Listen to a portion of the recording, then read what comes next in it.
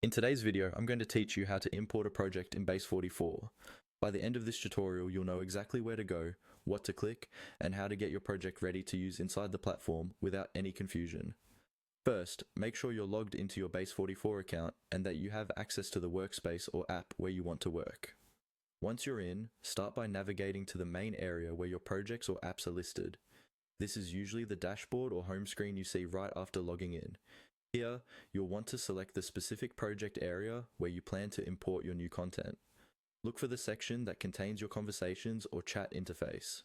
In Base44, the import option is accessed from inside the chat box itself, so you need to have that open. Go ahead and click on the project so that its editor or preview mode opens. You should now see a screen where you can interact with a chat style interface or a similar panel depending on your setup.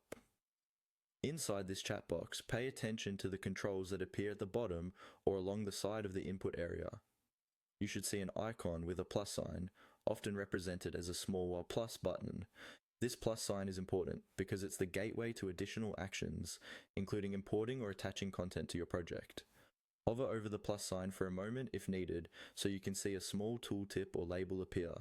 This can help confirm that you're clicking the correct icon. When you're ready, click on the plus sign inside the chat box. This action typically opens a small menu or pop-up with different options, such as uploading files, importing data, or connecting external resources, depending on what Base44 supports in your environment. From here, you can proceed with the import process that fits your use case, such as bringing in a project file, uploading assets, or adding relevant documents into the conversation. Make sure the file you're importing is saved locally or accessible on your device so you can find it quickly when the file picker or dialog appears. Once the import is complete, double check the chat or project view to confirm that your content has been added successfully.